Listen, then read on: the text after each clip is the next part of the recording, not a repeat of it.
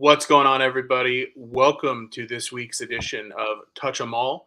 This is episode 3 of our second season doing this together. My name's Dalton at Dalton Sports on Twitter. Here with BC at BC_Houston1 on Twitter. We've been going back and forth a little bit. Ton of action on the board today.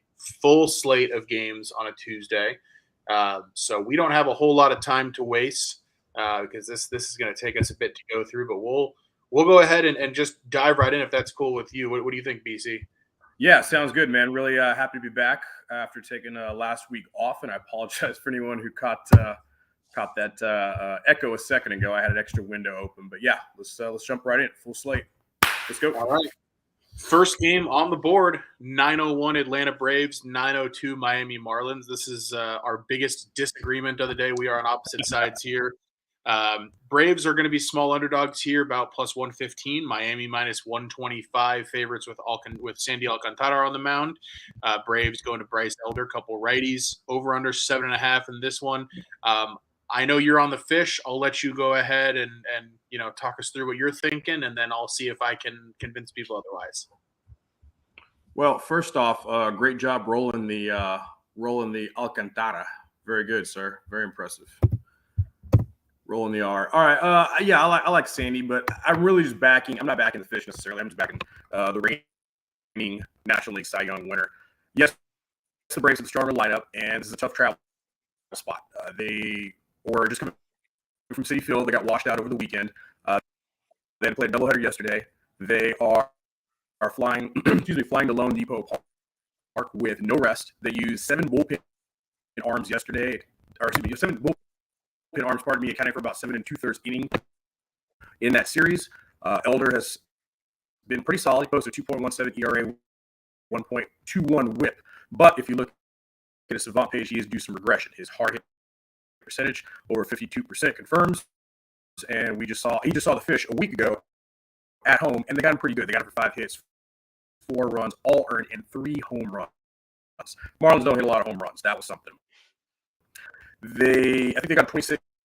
I think they yard 26 times a year. So it's bottom 10 in the league. So I like the Marlins. They're playing well right now. They're being competitive. Sandy's had a couple of really good outings, and the fish have already gotten to Brad Elders. So I like the fish. First 5. I'll lay the half run plus 115. I like the full game also minus 125. Tell me why I'm wrong. Yeah, I mean, you might be right. I don't hate the handicap. I think you make some good points, but I am on the opposite side. And a lot of it for me comes down to if you're going to give me an extra 15 cents plus 115 with Atlanta against a far inferior Miami Marlins team, I'm going to take that money most of the time. There has to be a really compelling reason for me not to. Sandy Alcantara in general is a compelling reason not to, but I don't like what I've seen from him so far this year. Obviously, he's sporting that 5.04 ERA. Unfortunately for him, I'm not seeing positive regression due at this point. His expected ERA is close to 5 as well. It's hard to pinpoint why. So, he could return to form at any point here. His velocity is still there. His break is still the same. He's still throwing his slider hard as hell. So, there's a lot of reason to believe that he will turn it around. But, I look 3 or more earned runs in 3 of his last 5 starts. 2 or more earned runs in 4 of his 5 starts. So he just hasn't quite been the same lights out guy so far this year. Both these starters just pitched against the opposition. Alcantara through 5 2/3 gave up 2 earned runs, 4 hits, 3 walks at Atlanta. Kind of a meh start for him. But if you look, last September he pitched the Braves as well and got touched up for 6 runs. So I think the Braves have seen a lot of Alcantara, and it feels to me as if the league might be catching on to an approach against him, and I'm sure he'll adjust back with time. But for the time being, I don't view him as this guy that I want to completely stay away from fading. Bryce Elder, obviously the numbers on him are excellent. 2-0 with a 2.17. There is reason to believe with him that there is eventually some negative regression coming. The expected ERA on him is around 5 as well. But, look, this is a guy in his last start against Miami, he gave up the 4 runs, 3 homers. A lot of this comes down to the fact for me that I don't think the Marlins, I'll put it this way, I don't think the Marlins can do that again. They're going to have to string hits together if they want to beat him again. And in general, that's not an offense that I trust. To me, I give the Marlins a small edge in starting pitching. But the results between these two pitchers this year haven't been, I mean, I really haven't favored Alcantara. And if you look at the expected results between the two of them, they've been pretty similar. So I get that Atlanta's off the doubleheader. I think that's certainly a factor that I might be undervaluing here. But in general, we're looking at an Atlanta team that is 15th against right-handed pitching in WRC plus, bottom 5 in baseball. We're looking at an Atlanta bullpen that ranks 4th in baseball, a Miami bullpen that ranks 27th in baseball. I think the only way Miami makes sense here is if Sandy Alcantara pitches really deep into the game. That's not something he's been able to do as consistently yet this year. So I think, given that that's the only pathway I see toward the Marlins, winning this game. Also, I mean, I think the Braves, their last like 50 some odd games against the Marlins, I think the last I saw they're 33-19. So they've kind of owned this series. So for me, I'm getting the better team. I'm getting the better bullpen. I'm getting the better lineup at plus money against a pitcher that, while he's really talented, I haven't seen it yet this year enough to fully buy in. So that's kind of where I'm at there. I like the Braves on the full game money line. Maybe best of both worlds comes through and you get your first 5 and then I get Braves full game, and we both end up at least somewhat happy that way. But good old fashioned crossfire to start things off. Nothing wrong with that. And we'll keep moving forward. You got anything else for me?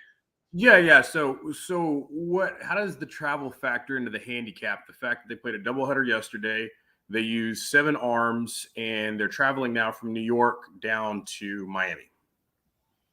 Yeah, I mean, it plays a factor, right? I mean, that certainly provides a little, that provides a little bit of extra value toward Miami.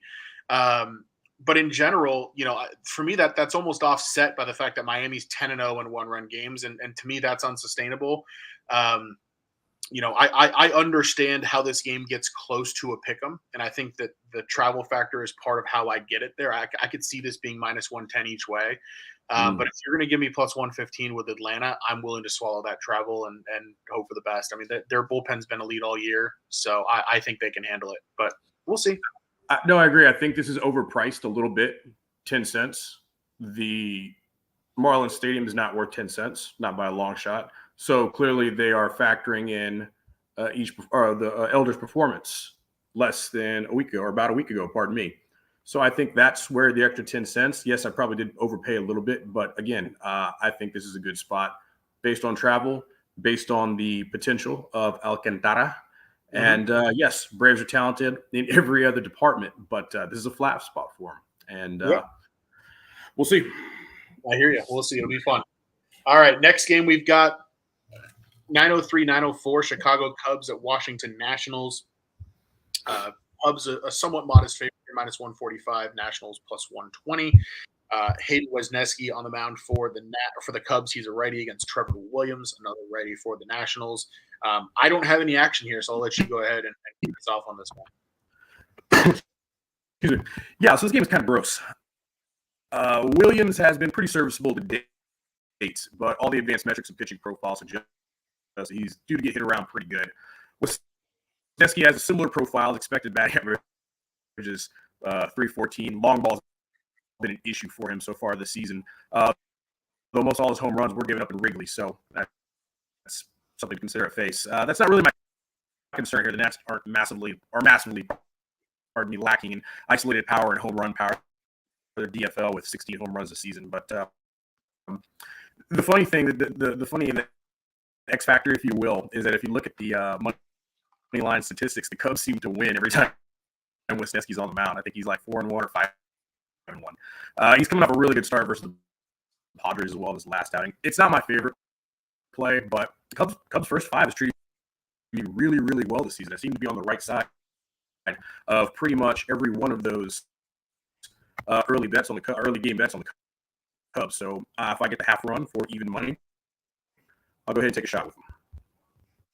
Yeah, I don't mind it. I think the Cubs are certainly the better of these two teams from what we've seen so far this year. I think there's some promise to Wesneski. My concern with him is, obviously the overall numbers. The win-loss has been good, but the expected ERA over 6 for both these guys. So Like there's an argument to be made Oh, that yeah. neither starter's been all that great. But certainly the Cubs have the better lineup. Cubs have the better bullpen.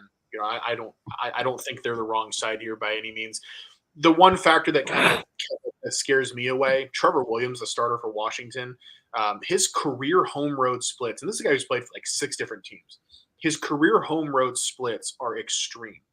509 career ERA on the road, 354 at home, and that's carried through everywhere that he's pitched. And so I kind of have a Wow. rule with him where I like to fade him on the road, and I kind of stay away at home because he's typically pitching in spots where I otherwise want to fade.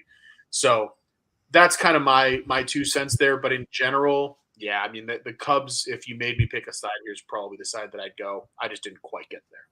So cool. Yeah, no, I mean that's crazy. Obviously that's kind of in a vacuum, but yeah, that's something to keep in mind. We'll see if that trend continues. That's wild though. I did not notice that. I didn't go that far back on him, honestly. Yeah, no, it's an extreme thing with him, and it's something that somebody tipped me off to like a year ago that I kind of have kept in mind with him. And I decided to look up the stats last night when I was handicapping the game.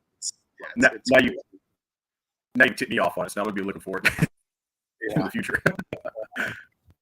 All right, keeping it moving here. Got a lot of games to get to. 9:05, 9:06.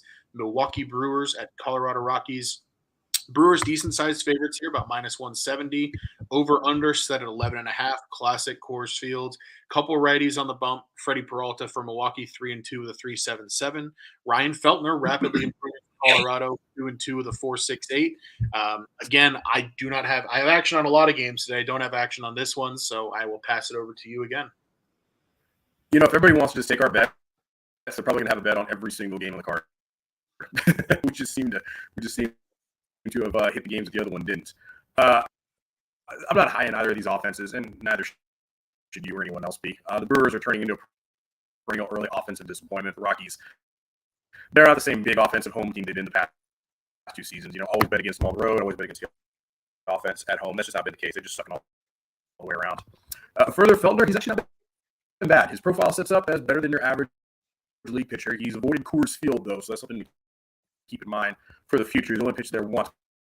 He wasn't terrible. It's 3 earned on 6 hits, and his expected numbers all say he's due for some positive regression. So Feltner could be a sneaky bet on pitcher if the Rockies bats do happen to catch up with last year's status quo there at Coors Field.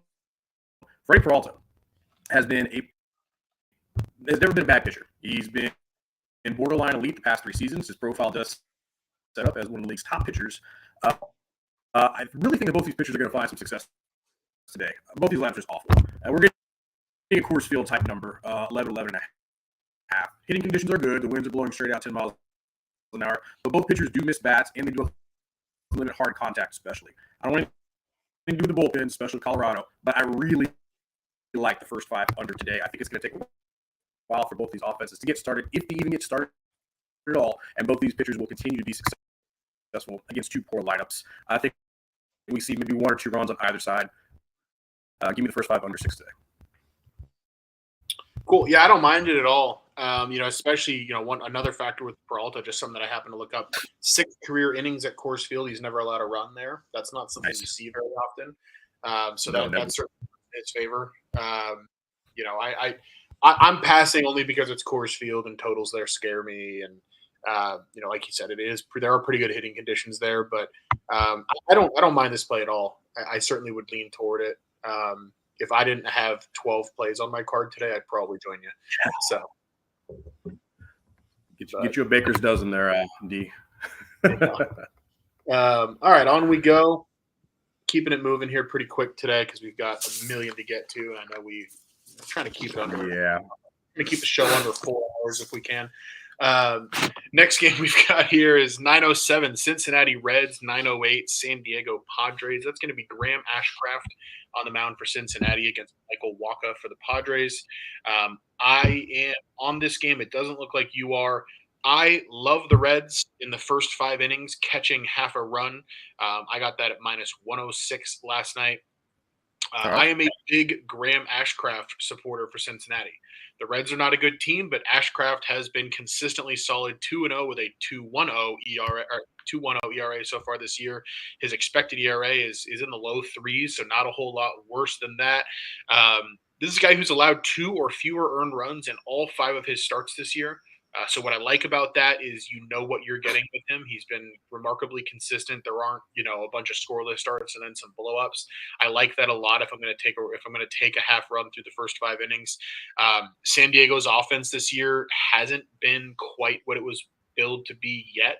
They're 18th in baseball against right-handed pitching so far in WRC plus. So I'm not, I think I'll be more scared of them as the year goes along. But right now, I'm kind of not. And Ashcraft, he's kind of a bulldog, right? I mean, he gets emotional on the mound. He likes, I watch the Reds a lot because they're on TV here locally, and he's got a certain attitude on the mound that I like, especially in an underdog spot like this. So I like Ashcraft a lot in the matchup, and I also think fading Michael Wacha makes a ton of sense right now. His expected ERA is 6.5. That backs up his actual ERA of 6.75. He's allowed 33 hits and 19 earned runs in 23 innings in April. He's just getting hit all over the yard. Yep. His baseball savant page is piss poor across the board. The only positive thing I can really say about Michael Wacha is he doesn't walk anybody. But in general, if you're telling me that I'm going to get another Graham Ashcraft start where he allows, let's say, 2 runs, I will gladly take the half run with the Reds in the first 5. Take the half run with the Reds. So Reds first 5 innings plus half a run at -106, one of my best bets. Yeah, I'll tell you on that, but for something small, I looked at it. It was going to be a stay away game for me, and typically I'm just like you. I wake up every Sunday, look at the schedule, figuring out what day I'm going to fade Michael Wacha on for the week. But I took a position fading the Pods coming back from the Mexico series in a letdown spot for San Diego with no rest off travel from altitude that was like 2,000 feet higher than Coors Field elevation, and damn Luke Weaver couldn't keep it together for one more half inning. So that was a bummer. And then after that, all went to hell with San Diego. They hung 4 more on the Reds bullpens. Not strong bullpen, obviously. My issue with the Reds offense, as good as Ashcraft can be, as just a killer mentality he takes when he runs up on the hill, the offense is just so undependable right now. Even against Wacha, I mean, it's such a pain in the ass because they put numbers on Blake Snell last time, but again, it wasn't enough to get it done. And you and I were saying the exact same thing last week about San Diego before the Mexico series derby, that they were also an offense to be undependable. Well, it doesn't look like they were due for the letdown they were when they came back south of the border. So Ashcraft, significant advantage over Wacha. If you force me to make a play, obviously my bet's on Ashcraft, but I just don't like the offense that backs him up. That being said, though, compelling stuff for yourself, and I do enjoy fading Wacha. It's typically always a profitable proposition to fade Michael Wacha. So yeah, I'll tell you on that. That's fine. Sounds good. All right, cool. Keeping it moving. Last game between National League teams tonight. 9:09 Philadelphia Phillies, 1:0 LA Dodgers.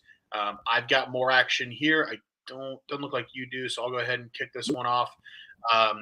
First 5 innings, I am on under 4.5. I grabbed that at -125 last night.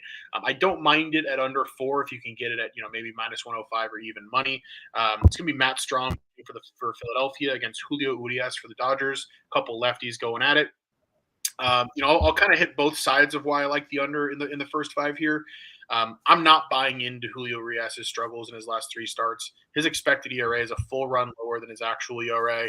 There's been terrible defense behind him. They're not holding runners well. I think that stuff's going to change as the season goes along. And Urias has pitched at near Cy Young quality for about 3 straight years now. I think we know what we're getting with him. I don't think he's all of a sudden turned into a pumpkin. I like Urias returning home. He's not facing the Cubs who have killed him for his whole career. He's not facing those red hot Pirates. I know it sounds weird to say, but I feel more comfortable with him against Philadelphia than those 2 teams. He pitches exceptionally well at Dodger Stadium, has throughout his career. I think he gets it together tonight. And on the flip side, the Dodgers don't hit lefties. They're 28th in baseball in WRC plus against left-handed pitching this year. And Matt Strom's been really good. His expected ERA is under 3. Of his 5 starts, he's pitched a scoreless outing in 3 of them. The other two have been just okay, but in general, this is a guy that I trust. His whip is well under one.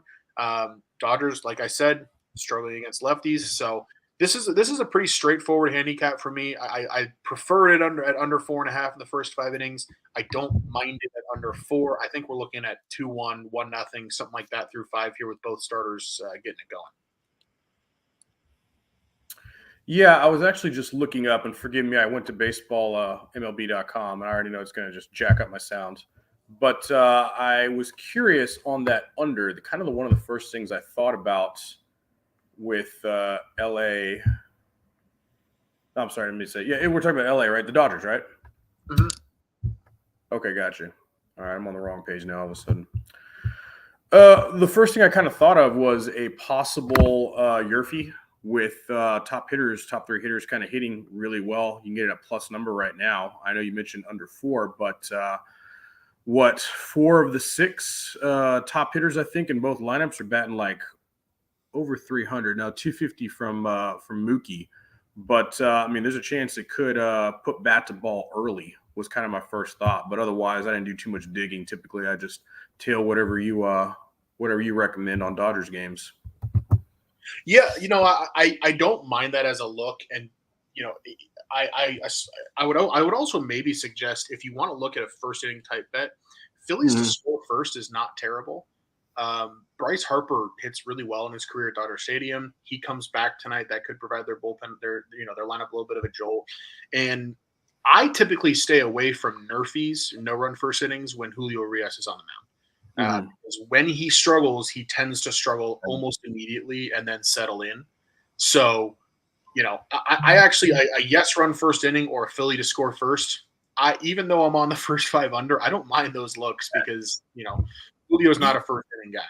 Yeah, just from what I've seen, and I'm looking at some numbers that back it up. There's just so much talent at the top of both lineups, and both of these guys, even though they're very good to elite pitchers, they tend to struggle, or they tend to get in a little bit of trouble early and then they settle down. It's almost kind of a field play, but I think that could be a good look to still cash with your first 5 under when they both settle in and they start working their way to the back of the lineup. So I'll do some more research on it. If I do make a move on it, I'll post it on Twitter, but just something I thought about as you were talking. Yeah, sounds good.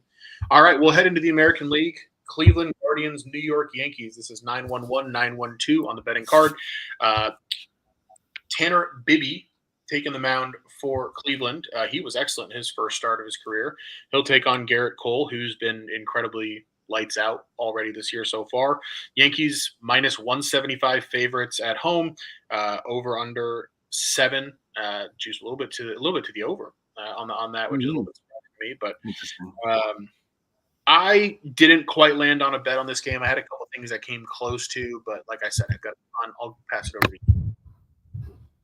Yeah, I'm curious about that over the juice. It's looks like a soft 7 on it, so that's kind of interesting. Curious, gonna double check the weather, see if anything changes as far as that. But I mean, Bibby looks good. I mean, I don't know if I'm a Bibby believer yet, but I mean, it's a really, really good stuff. Now, granted, it was against the Rockies, and he was playing at home, not in Coors Field. 5 2/3, only 6 hits allowed, 1 run, 8 strikeouts. Guy had some really good stuff. It moved really, really well if you look at Statcast. It's a little early, but young rookie out of Cal State is probably someone you want to go ahead and write down as a bet on pitcher until the markets catch up, or until other baseball teams catch up on his hitting, or on their hitting against him. And the Yankees, of course, we all know, are the biggest under team, surprisingly, maybe not so surprisingly, under team in baseball right now. We get elite pitching, rely almost entirely on the long ball instead of hitting for average necessarily. I suppose it's going to happen. Garrett Cole, nothing short of spectacular. 1.3 ERA, sub-8.5 whip, 0 home runs so far this season, struck out 33. So he is just dealing right now.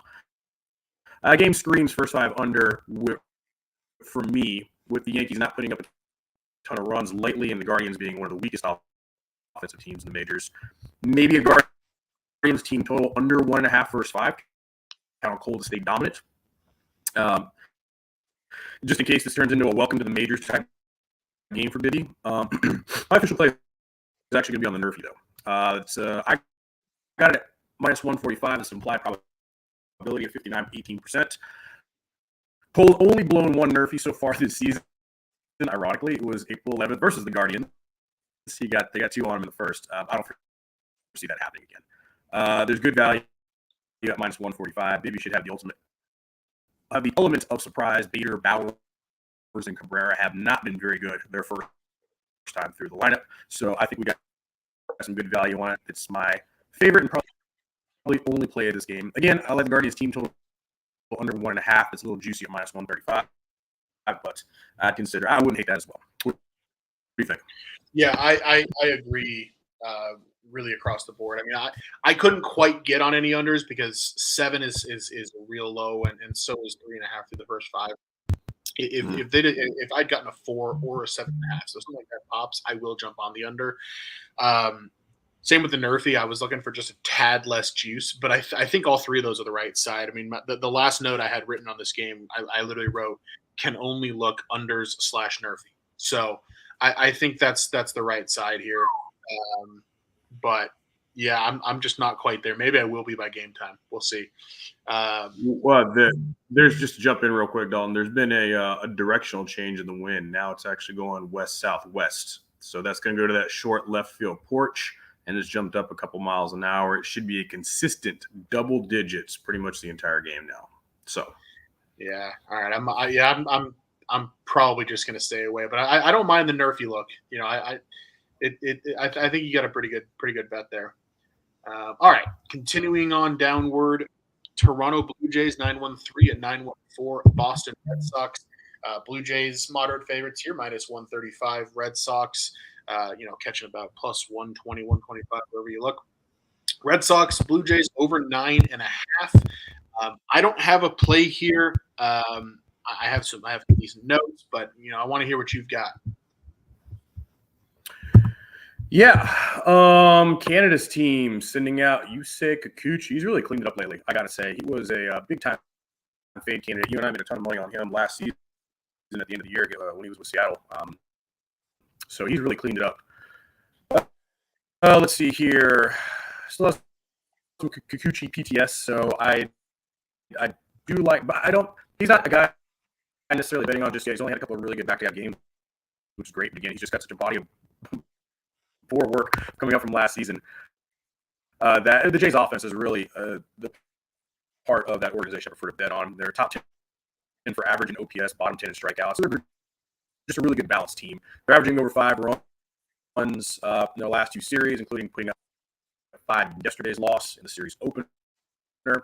I like Tanner Houck, 26-year-old, 4.5 ERA, 135 WHIP. Metrics and profiles are pretty. If you look at Savant page, like as average as you could possibly get. I mean, he's not too far right. He's not too far blue. He's just in the middle on everything. It's crazy. But he's still yeah. So I get some feedback.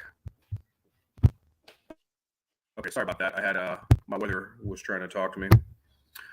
Anyway, he surrendered 2 runs in every start. Did a pretty good job keeping the ball in the park and getting strikeouts. I really don't have an edge here. Kikuchi's history at Fenway is pretty rough. He had 3 outings last season and got bombed. How can get gotten to as well? It's going to be a bluebird day in Boston. 10 mile an hour wind blowing out towards the Green Monster. The over is my lean here. I think it opened at 8.5 and I missed it. I don't like it at 9. I don't like it at 9.5. Maybe an in-game if they get banging pretty early. But I don't have much on this, man. Yeah, I had the same feeling. I mean, anytime these 2 teams get together, especially at Fenway, I am always going to first look to the over. I think both of these pitchers for me are pretty middle of the road at the moment, and I don't see a huge edge between them. Also I look at Boston; they are about 103 WRC plus against lefties. Toronto 109 WRC plus against righties. So they both hit that side pretty well. There is a bullpen advantage for Toronto, but it's for me, I don't. The bullpen advantage is pretty significant, and I think that's what makes Toronto an appropriate size favorite for me. So I don't have a strong feeling on the side. I like the over. If anything, I'd prefer the Blue Jays team total over. But last I checked, that was at 5.5. That's too rich for my blood. So if if Blue Jays team total were to pop at 4.5 somewhere, and I could bet that, I'd probably do it. But yeah, same idea. Leaning toward runs, not confident enough to bet it. Ooh. All right, on to the next game. This is my favorite game of the day. I would love to lead this one off if you don't mind. This is the Minnesota Twins 9-1-5 against 9-1-6 Chicago White Sox from the south side of Chicago. Couple righties. It's going to be Joe Ryan, 5-0 with a 2.81 ERA for Minnesota, taking on Michael Kopech, who is 0-3 with a 7.01 ERA. Twins, decent sized favorites here, minus 165, over under 8.5. I have 3 bets on this game, and I feel strongly about all 3 of them. I like Minnesota in the first 5 innings, laying half a run. I got that around minus 118. I like Minnesota team total over 4.5. I got that at minus 122. And I like Minnesota laying the run and a half on the run line. I've got that at plus 105. Michael Kopech has been, as I wrote on my sheet, holy shit awful so far this year. His expected ERA is almost 10.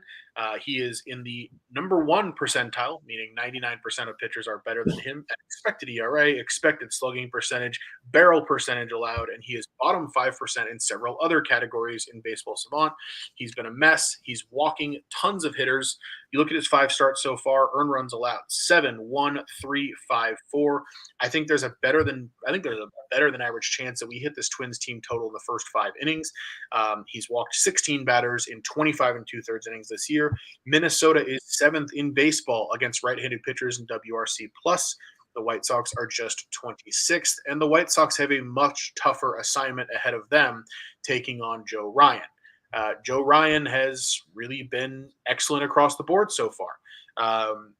This is a guy whose expected ERA is around 2.5. That's elite. 1 earned run or fewer in 3 of his 5 starts. So it's not unusual for him to go out there and shove for 5, 6, 7 innings. And he's also in his last 4 starts, he took on the Astros, the Yankees, the Red Sox, and the Yankees. Pretty good. White Sox are an easy fade here. They don't hit at all. The bullpens are a massive mismatch as well. Minnesota's bullpen ranks 7th in baseball so far in xFIP. Chicago ranks 28th. So huge advantages all over the place for Minnesota. I think they might win this game 10-2. I'm all over the Twins. They're my favorite side of the day. Yeah, 100% agree with you here. Twins for me in a smash spot. The only thing that doesn't make this completely line out as the perfect bet is I swore them off a few weeks ago publicly on Twitter. So I've got that working against me. But the offense is finally actually starting to come around.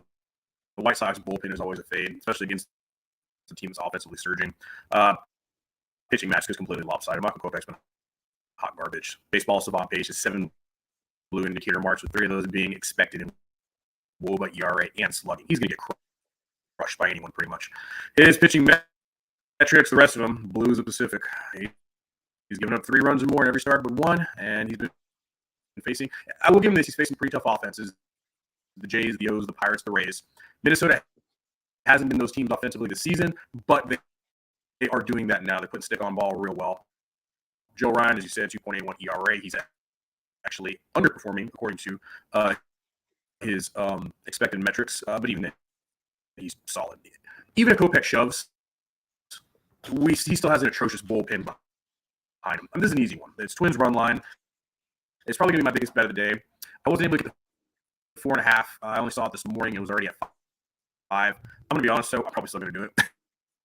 I mean, all it did was take the juice down and add a push condition. And like you said, I mean, Twins are in line for 6, 7, 8 run game maybe. So I'm with you. Cool. Same page there. Twins all day. All right. On to the next. Staying in the Central Time Zone, it's the Baltimore Orioles heading to Kansas City to take on the Kansas City Royals, 9-1-7, 9-1-8 on the board. Tyler Wells takes the mound for Baltimore against Ryan Yarbrough for the Royals. We're on the same side here. I've got the run line in the first 5 innings. You've got the run line for the full game. We are both on Baltimore. I'll just give a quick synopsis of what I'm looking at here. Ryan Yarbrough's not pitching deep at all into games, mostly because his stuff just doesn't cut it unless he's absolutely perfect. This is a guy who hardly hits 90. Leaving Tampa Bay's pitching development machine to go to Kansas City has clearly hurt him. His expected ERA is over 6. His strikeout rate is a career low. It's about half of what it's been in any other season. So whatever pixie dust the Rays, sprinkle over their pitching, it's clearly gone. He's struggling in a big way in Kansas City. And Baltimore is a pretty good lineup. They're 7th in baseball against left-handed pitching. Kansas City is the worst lineup in baseball against righties, and they're taking on a pretty good one in Tyler Wells. His expected ERA is close to 3. 23 strikeouts and 3 walks for him this season. He's really been great. His whip is 0.72. This is a very comfortable bet for me on Baltimore. First 5 innings, laying the half run. I like your run line as well. What do you got? Yeah, definitely stick with the O's on this one. Yarbrough has an interesting season so far, in that none of his 6 starts, and he went past the second inning. Only in his last 2 starts did he pitch into the 4th, and he was decent. He allowed 3 earned on 7 hits with 1 home run in those 2 games. The problem is he relies almost entirely on soft contact because he doesn't miss bats. He's not a strikeout pitcher by any means. Now, like I said, Baltimore crushes left-handed pitching, so that's the issue on that. I think they get to him pretty quickly, and then they get into that bottom 5 KC bullpen pretty quickly as well. Tyler Wells, 3rd season, by far his best so far. I mean, he's way outperforming his previous 2 seasons. Advanced metrics suggest he's about where he needs to be, maybe a slight regression, but that's not going to happen today against the Royals offense. As you said, they're just the worst against righties. So it's Baltimore bullpen. Also, pardon me, this is where I went with a run line as the official bet for the show, but I will be on the first 5 as well. They're arguably the best in baseball right now. That was bullpen. They struggled a little bit in April, but they picked it right where they left off last season. It was one of the best second half bullpens in all of baseball. They're in the middle of a very long road trip. That's a bit of a concern, but they did get 1 day of rest after flying in from Detroit, where they took 2 of 3. So you give me even money on the O's run line, I'll take that all day, and I'm also on the first 5 with you. Cool. Sounds good. Same page there. All right. Late night in the American League, we've got the Seattle Mariners heading out west to take on, or I guess staying out west, take on the Oakland Athletics, 919-920 on the betting board here. Bryce Miller making his major league debut for the Mariners. That's their number 2 overall prospect. He'll be taking on Mason Miller for the A's. I bet this last night. I got the Mariners at minus 135. I think you can still get them in some shops right now in the low 130s. I would suggest doing so on the money line. There's not a ton of information to work with here, so I understand why people might not jump at this one. But this Oakland team is the worst team in baseball, and honestly, if you tell me blindly that the Mariners are playing the A's, you don't tell me who the starting pitchers are, I'm making Seattle a minus 200 favorite. So we've got a top prospect taking them out for Seattle. His minor league numbers aren't great, but Mason Miller for Oakland, top prospect type guy similarly, although he's number 23 in Oakland system, so clearly doesn't rank quite as high. But Mason Miller, 6.48 ERA so far, so a lot of promise, not a lot of results to this point. I don't think you could make a strong argument that either side has a starting pitching advantage here. We're dealing with tiny samples on both sides. I wipe out the starting pitching here. I call it a wash. So if the starting pitching's a wash and you're giving me Seattle's lineup and you're giving me Seattle's bullpen against Oakland lineup and Oakland's bullpen, I don't see how I don't end up on Seattle here at any price below, let's say, minus 150 or minus 145 on the money line. The A's find ways to lose games. Their bullpen is an absolute embarrassment, an expected FIP of over 6. There's not a single other team in baseball over 5 in xFIP. That bullpen's an embarrassment. So unless Mason Miller all of a sudden starts pitching deep into games, Seattle's going to get their runs as this thing goes along. Oakland's allowed 4 or more runs in 22 of their last 24 games. That's just what they do. They give up a ton of runs, and Seattle's offense is good enough to score some here. It's not great, but it's good enough to score some here. So any number under 150, I think Seattle should be favored bigger. So I'm just going to take the Mariners and see what happens. What do you think? Yeah, I'm just checking out the bullpen stats right now. I mean, it's just not even comparable. Oakland's terrible, and even the White Sox. But I don't expect the White Sox to be this bad in the bullpen for this long, for the entire season. But yeah, Oakland will be a bottom dweller. They will have, they're sniffing 7 right now as a team, bullpen ERA. So that's just rough. I don't have any action on this game. Again, there's just not enough information. Bryce Miller, number 2 pitching prospect, Mariners farm system. He's a Texas A&M Aggie, so that's pretty cool. Oakland probably keeps this close, is my guess. Gilbert's kind of been feast or famine, as you said. Both these Gilbert, even though he's the veteran here, he's not good enough for you to actually definitively say he's going to be better than this kid who's making a second start. Or what is it? First start? No, second start. Exactly. It's just that's not a good thing. That's not something you want to put your money on. The hard hit rate has been not good. He misses bats. That's the only nice thing. But he's also a righty, and Oakland has found a little bit of success against righties. Mariners, on the opposite hand, have not been good versus righties. Miller has got some really good strikeout stuff. He struck out 11 in his 2 starts. So he got touched up a bit as well, though. Maybe the under's the play here, just because both of these offenses are not great. One of them is just absolutely terribly, ridiculously bad. But they're just not in good form. And they're on the opposite. Their splits don't favor what side of the mountain the other guy's throwing from. So maybe a strikeout prop for Miller before the market catches up. I don't know. This might be something I watch, probably not. But I don't have anything on this. Whatever you recommend, I'll take a look at. Yeah, I mean, for me, it's just Seattle based on the price. But I will say, if you want to look under on any game involving Oakland, I can't do it beyond the first 5, just because that bullpen is liable to turn a 2-2 game into a 9-2 game any given time. So, if you like the under, I'd look first 5. But yeah, for me, it's Mariners all the way. All right, moving on to interleague play. New York. Interrupt you real quick, Dalton. The Nerfy might be a sneaky move on this one as well, with both of the top 3 in the lineup not being, I think, none of them are batting over 215 right now. That I'm yeah, I mean, throwing that out there. Yeah, I like the idea of that, but we've got 2 combined major league starts between these 2 starters. I could see that this guy making his debut for Seattle, I could see him being nervous in the first inning. That'd be my only reason not to take that, but I don't hate the idea of it. I don't know. I'll think on it. If we do anything with it, I'll post it on Twitter. Sounds good. The next game technically on the betting board is Pittsburgh Pirates, Tampa Bay Rays, 9-2-1, 9-2-2. There's no lines out for that game. There's a lot of back and forth on who's going to start for the Rays. It might be Javi Guerra. Ronci Contreras is supposed to start for Pittsburgh. We don't have a line there, so we don't have it on our board to go through. So we'll skip over for that for now. If either of us has action on it, we'll post it to Twitter and you'll see it there. Next game down, New York Mets at Detroit Tigers. Some interleague play here from Detroit. It's going to be 9-2-3, 9-2-4 on the betting board. Joey Lucchesi taking the mound, a lefty for New York, against Michael Lorenzen for Detroit, the righty. I did not land on any action here, so go ahead, dive in. Yeah. Honestly, I did the prep on this one, thinking that Mad Max was going to be back in after the suspension. Obviously, this morning they announced it's going to be Lucchesi instead. I'm moving the line, but not by much because it's the Tigers. They're bottom team in most all offensive categories. They've lost 4 of their last 5.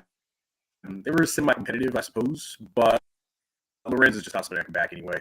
He's been in the league for a while. His best seasons were quite a while ago, 2019, 2020. Strikeout rate's really the only thing that he's maintained at above average level. Striking out over 23% of the batters he faces.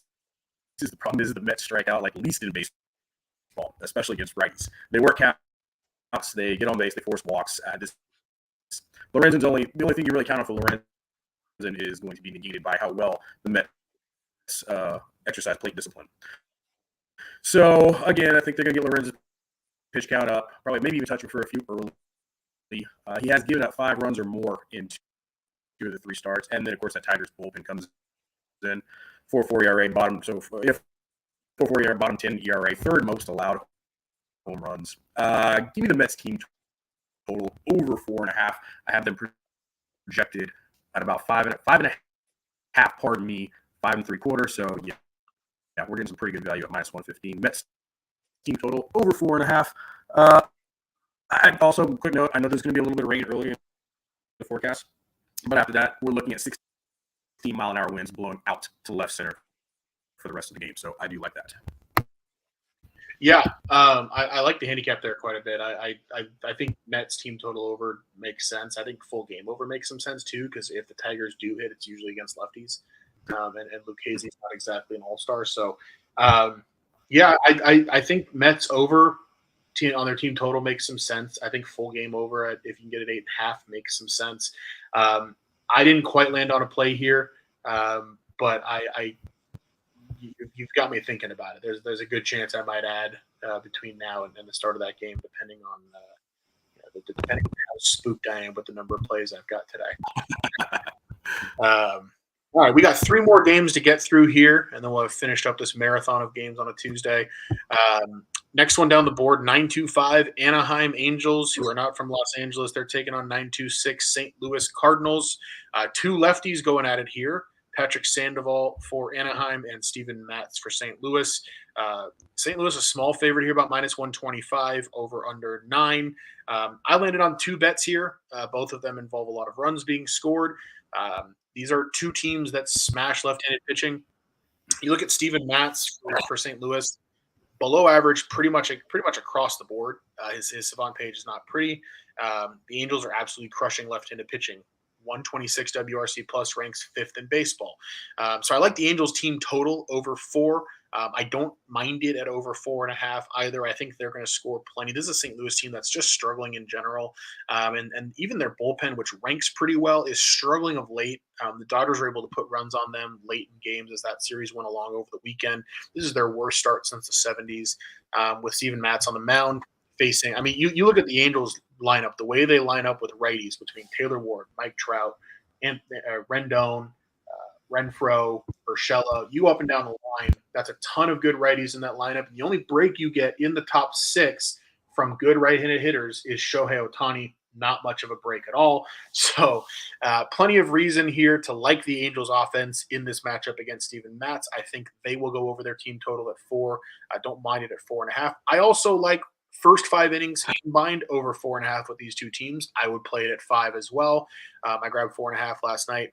Looking at the flip side, Patrick Sandoval has been pretty solid overall, but he's allowed 2 or more runs in 3 straight, so he hasn't been totally lights out, and he kind of looked shaky in his last start against Oakland. I watched that game pretty closely. I didn't think he looked all that great. His expected ERA is closer to 4.5, so he's got some negative regression potentially due his way. And like the Angels, St. Louis crushes left-handed pitching. They're 6th in baseball against lefties. And that's a stat with them that dates back to last year as well. They were top 5 against left-handed pitching all last year. They're not playing well, the Cardinals, but if there is a spot where their offense could break out a little bit, a lefty, they're back at home. I could see this being a good spot. It's a really hungry lineup. I think we're going to get plenty of runs early. I think we're definitely going to get plenty of runs from the Angels. First 5 over 4.5 up to 5.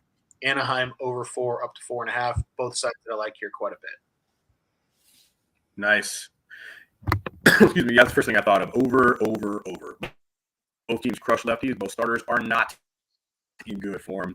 I was just touting Patrick Sandoval a few weeks ago on the show. That was my dude. He's made me look bad in his last 2 starts. 6 hits, 2 earned, and home runs to the freaking A's. So he's on my shit list right now. Matz, he's someone you need to be getting pretty much every start. 6.23 ERA, good for at least 2 runs put on him every start so far this season. Angels and Cards bullpens are both mediocre, but they are showing a lot of cracks in their last series. Beautiful day at Busch Stadium. I think you might have buried the lead on this one. 18-mile-an-hour wind and blowing out towards right. So, yeah, that's going to be nice for the over. I missed the early number. It's at 9.5. I was undecided on it. I was leaning much harder on first 5 over 5, but you have convinced me. So that was a strong lean when I made the handicap. Now it will probably definitely be a play for me for tonight's game. Sounds good. All right, 2 more games. We're going to Arlington for Diamondbacks Rangers. This is going to be 927, 928 on the board. Zach Gallen taking the mound for Arizona against John Gray for Texas. We are both on I think we're both on Arizona here. The first 5 on the run line, in the half run. We are both got pretty close to even money on that. I would play that up to minus 115, minus 120 without question. I'll go through mine quickly, then I'll let you go through your handicap on it as well. I think we're going to have a lot of the same points to make here.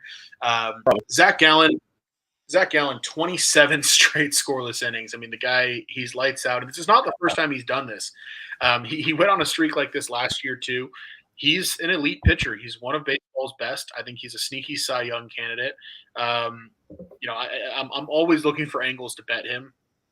Rangers offense has been good, but I just don't care with Zach Allen on the mound. Until proven otherwise, this guy is an absolute wagon. I'm hopping on board until the ride stops. I think that's the right move with him at the moment. So Arizona 5, laying the half run. John Gray has been okay. 3.91 ERA looks about average, but that expected number is close to 6.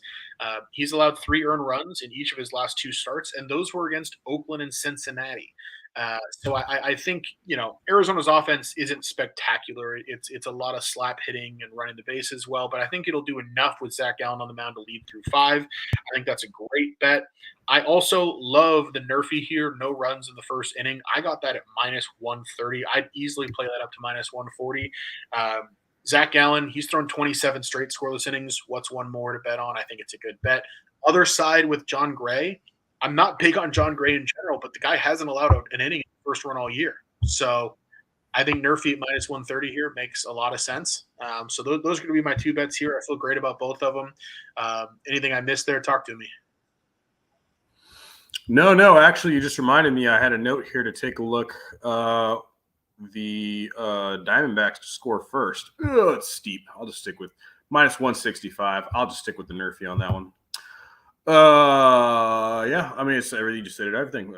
Said it all. Really not hard to like Zach Gallen.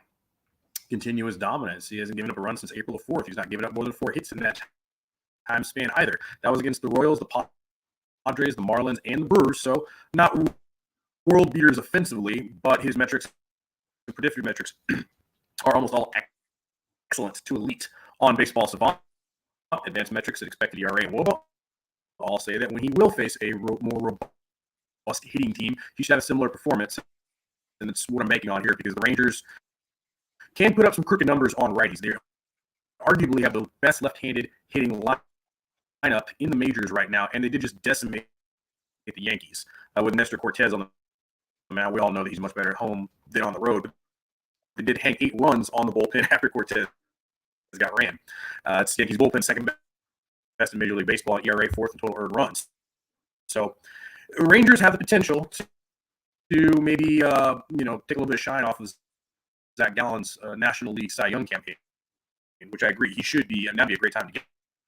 I'm sure you can get some really great numbers on him winning this early in the season. John Gray, as you mentioned, not been in good form. Started out the season well. It's interesting. If you look, he had that start against Houston on the 15th, and he left early. He went 2 innings, allowing 1 hit. So I'm not sure what was bothering him. I didn't catch that game. But since then, you mentioned the A's and the Reds, not offensive world beaters. 7 runs, 6 earned, 10 hits, and a home run. Just awful. I'm not sure what his issue is. The Diamondbacks have been making righties pay. Gray's expected metrics have all gone to hell now.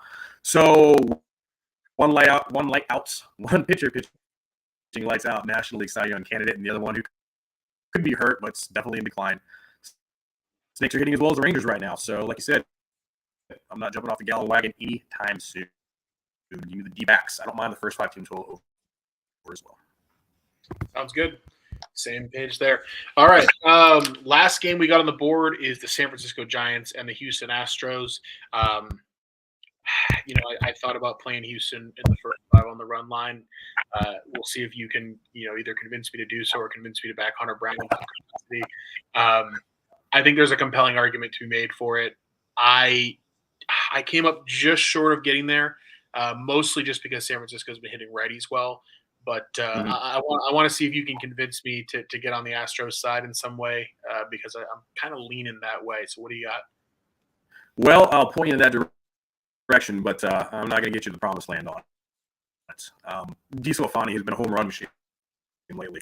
He's allowed 1 home run each of his last 3 starts, 2 in his last start versus St. Louis. His expected hard-hit numbers all support his profile. That seems that he's going to serve up meatballs to power teams. Unfortunately, the Astros were a power team last season, and they're not this season. Not yet, at least, I hope. This season at bottom 10 in home runs, middle of the pack in batting average and OPS. Their bugaboo has been a significant split in hitting the righties. So even if DeSclafani leaves offerings up over the plate, I don't know if the Astros are going to be able to park them in the Crawford box. But what I am confident on is Hunter Brown. He is ascending as one of the top young pitchers in the majors. He's keeping his hard hit percentage of barrels down. He's not allowed a home run yet. He's missing bats consistently. He's averaging 7 strikeouts per outing, and he's faced elite hitters in the Rays, the Rays, and the Rangers. There's also a massive bullpen advantage for Houston. The Giants are the second or third worst bullpen. They've blown like 10 games already so far. They're just not good. We didn't think they were going to be good either. I think they're going to continue to be the Achilles heel of the Giants, even if they do get their offense together. I don't like the price to take Houston. I don't like taking a run line on a home team, especially with Astros been so offensively inconsistent. So I'm going to attack this a different way. Manager Dusty Baker likes to leave Brown out there when he is shoving. He's gone 7+ innings in 3 of his last 5 starts. The Giants also strike out the most in baseball right now, and it's really not close. They've got like 10 more strikeouts than the next worst team, which are your Dodgers. So tonight I'm playing Hunter Brown over 6.5 strikeouts for even money and over 16.5 outs. That's juicy at -140, but I like the young man to impress against a woeful Giants team at Minute Maid tonight. I like it. Yeah, I like the strikeout prop quite a bit. I might play that one. Over 16.5 outs, pretty good too. Yeah. I mean, Hunter Brown, it's been said a lot. I've working for Gallery and doing stuff with a lot of folks in Houston. I've watched quite a few Astros games this year, more than most Dodger fans would like me to be watching. But I mean, a lot of the comparisons with him are to Verlander, and it makes sense. I mean, the fastball is electric. The slider's 92 on average, according to Baseball Savant. I mean, it's pretty impressive stuff. I think he's a guy in general that's worth buying low on right now, as potentially one of baseball's best starters the next few years. So, yeah, I think the Astros have a really good one on their hands in him. So, totally agree. Yep. Jumping into the best bets on each side here, just want to quickly run through mine. As you can see, that's a massive list, and it's actually missing one. I'm just going to go ahead and whip through them, read them out. We got Braves +115 on the money line in Miami. Minnesota, first 5 run line, full game run line, and team total over. Twins are the team of the day for me. Orioles, first 5 run line as well. Love that one. Anaheim, St. Louis, first 5 over. Anaheim over on their team total at 4.5. Arizona, first 5 run line backing Zach Gallen. Cincinnati, first 5 backing Graham Ashcraft. Cake and have run there. Seattle, any money line you're getting south of -145, I think is worth taking a stab at against the A's. They do nothing but lose. And Philadelphia, first 5, under 4.5 against the Dodgers. Between those two there, I like Urias and Strom to both pitch well. Last game that I added was Arizona, Texas, under half a run in the first inning, if you want to put it that way. It's a nerfy bet at -130. And those are my plays for today. Yeah, I'm jotting down that Arizona nerfy. What was your juice on that? I got it at -130. I'd probably play it to -140. Oh, yeah, I like that. That's fine. I can get somewhere near. I'm sure I can find a book, give you somewhere near that. So, for myself, we're talking earlier about you being worried about 12 bets. I didn't realize I had 10 bets. Now, with a couple that you brought me over to, I'm going to have a dozen. So, should be a lot of fun tonight. Marlins, first 5, -0.5 run, +115, and the money line -125. The only thing that Dalton and I are not in complete agreement on. Mets team total over 4.5. Cubs, first 5, -0.5, even money. The New York Cleveland nerfy, -145. Twins run line, even. Probably our combined favorite best bet of the day. Orioles run line, even. Diamondbacks, first 5, -0.5, even. And the Astros give me Hunter Brown over 6.5 strikeouts, over 16.5 outs. And then I've got one more. Colorado, Milwaukee, first 5, under 6. Sounds good. All right.